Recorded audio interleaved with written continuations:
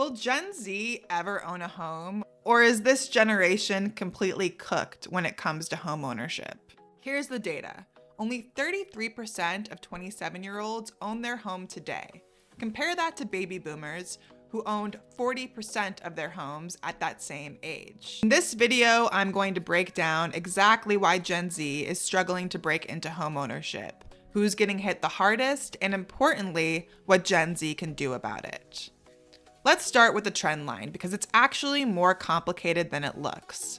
Gen Z home ownership rates were climbing steadily every single year from 2017 onward. As Gen Zers matured into home buying age, the pandemic hit them. And something interesting happened. Mortgage rates plummeted to around 3% during COVID, and that made buying a home incredibly cheap. A lot of Gen Zers were pushed into home ownership during this window, and not entirely on their own either. Their parents, baby boomers, and Gen Xers saw those historic low rates and pushed their kids to buy a home while the getting was good. Parents were buying second homes, investment properties, and when they ran out of homes to buy themselves, they were helping their kids get into the market. And it worked. Gen Z home ownership accelerated. But then 2022 hit and mortgage rates spiked.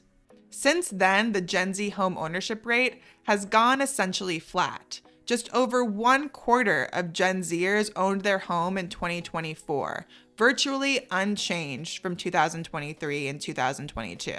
The momentum stopped. So what killed the momentum? It comes down to a few major forces stacking up against Gen Z at the same time. First, affordability.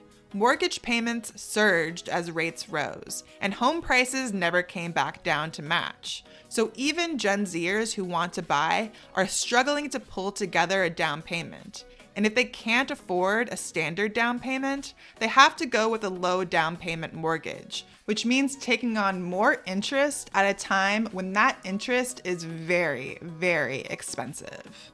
Second is housing supply. There simply aren't enough homes to buy, partly because older Americans are holding on to their homes rather than selling. That means fewer options for younger buyers, especially in the desirable neighborhoods close to economic opportunity. And that creates a brutal trade-off for Gen Z. The places with the most affordable housing, like the Midwest, aren't where the highest paying jobs are. The best job markets are in cities like San Francisco, Boston, and Washington, D.C., where housing is the most expensive. Gen Z has to choose between opportunity and affordability. Third, the rental market is no longer pushing people to buy. Rents have been essentially flat since 2022, which is a dramatic shift from the pre-pandemic years when rents rose every single year and people fled to homeownership just to lock in a stable payment. When renting feels financially tolerable, fewer people feel the push to buy. Fourth is a weak job market for young workers. Gen Z is navigating real economic uncertainty right now. About half of recent college graduates are underemployed, working retail or hospitality jobs that don't match their degrees, not earning the kind of income that builds toward home ownership. AI is displacing entry-level white-collar roles. Firms are cutting costs and cutting hiring. And Gen Z is the generation trying to break into those entry-level positions. And fifth is a genuine cultural shift. Some Gen Zers are simply prioritizing flexibility over home ownership. Remote work has made the digital nomad lifestyle viable.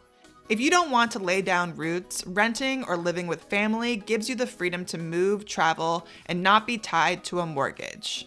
Home ownership remains a symbol of success and stability for many Americans, including Gen Zers, but the culture is shifting with the economic reality. Now, of course, Gen Z isn't a monolith. When you look at home ownership rates broken down by race, the disparities are stark. Black Gen Zers are about half as likely to own their home compared to their white counterparts. 1 in 7 Black Gen Zers own their home nationally, compared to nearly 1 in 3 white Gen Zers. And while white Gen Z home ownership rates have increased recently, Black Gen Z home ownership has actually declined, dropping from 16% in 2023 to 14% today. Why is this gap so persistent? It comes down to three factors. First is the wage gap. The typical Black worker in America earns just 79 cents for every dollar earned by a white worker. Next is the unemployment gap. The unemployment rate for Black men is around 7%, roughly double that for white men, and for Black women it's 6.7% compared to 3.2% for white women. And then there's the wealth gap. Black families are significantly less likely than white families to have generational wealth, the kind of inherited assets that fund down payments.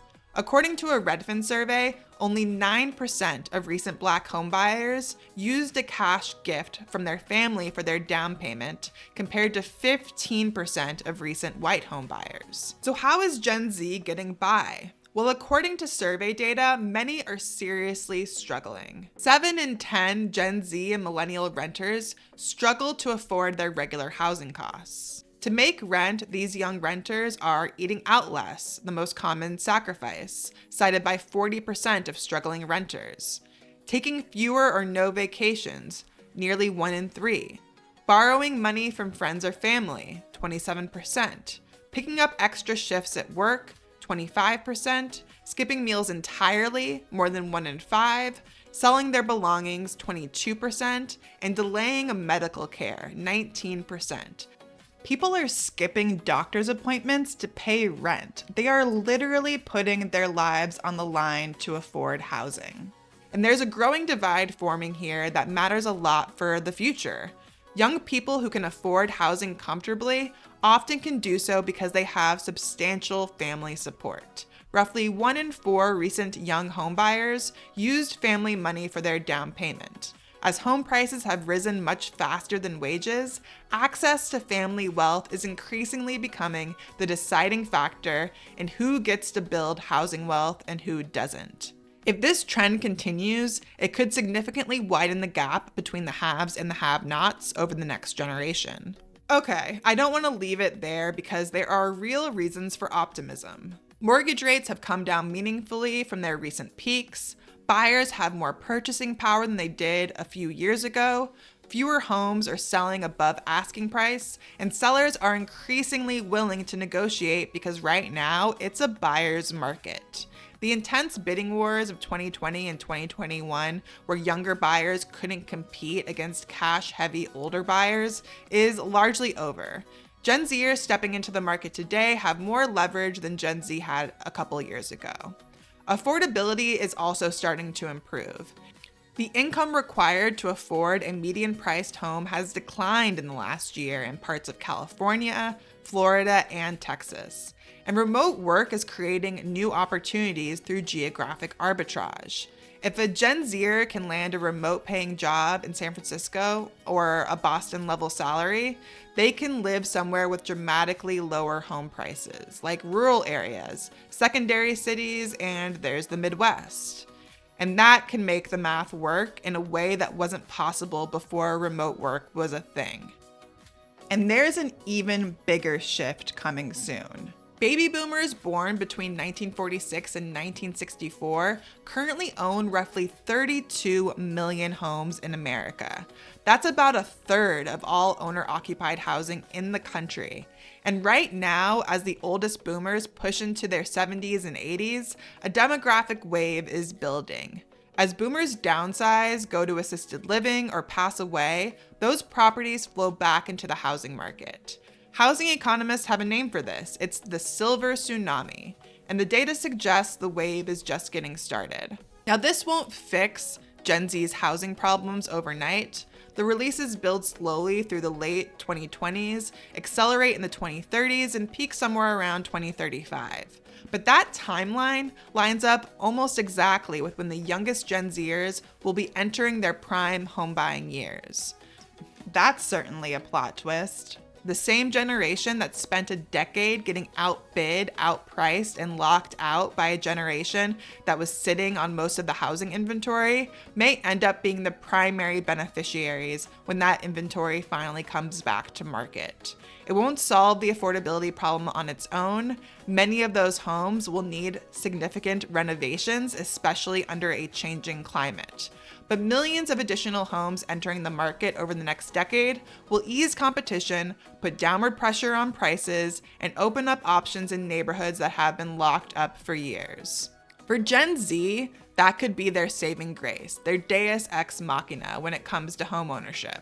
So what should Gen Z do right now if they can't wait for baby boomers to pass on? Here are some concrete strategies worth considering. First is be strategic about student loans. Student debt is one of the single biggest barriers to home ownership for younger generations, but it doesn't have to be. Before taking on significant debt for school, really weigh the return on investment against the cost of that debt. And know that you don't have to pay down all your debt before getting a mortgage. Consider buying with friends. A group of Gen Zers can form an LLC together, pool their savings, and purchase a larger home collectively instead of paying rent to a landlord they'll never benefit from. They're paying into an asset that they can collectively own. It's how corporations buy real estate, and Gen Z can do it too. Look into ADUs. Accessory dwelling units are small homes built in the backyards of existing homes, and they have been legalized in many parts of the country, including California. If a family member or a friend has land, an ADU could offer below market housing while you build savings. And use remote work to your advantage. If you can secure that high-paying remote position, you can live somewhere far more affordable and potentially accelerate your timeline to home ownership. And always run the rent versus own calculation. Right now, it's cheaper to rent than to own in most markets, but that gap is narrowing. Rents are expected to start rising again, which means if you keep delaying home ownership, you may end up paying significantly more in rent over the long run. Meanwhile, if you buy with a fixed rate mortgage, your payment is locked. And if rates drop further, you can refinance and lower your payment from there. If you're looking for a rent versus buy calculator, the New York Times has a great one. Here's the takeaway. Some Gen Zers will genuinely decide home ownership isn't the right priority for them right now. And that's a valid choice. The culture is evolving, the economy is changing, and flexibility has real value.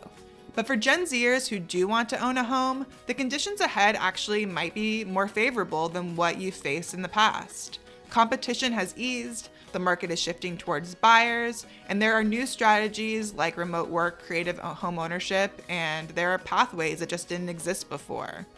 The challenges are real, the racial disparities are real, the financial sacrifices people are making just to keep a roof over their head are quite real, but so is the resilience of a generation that's finding new ways to navigate a system that wasn't built for them.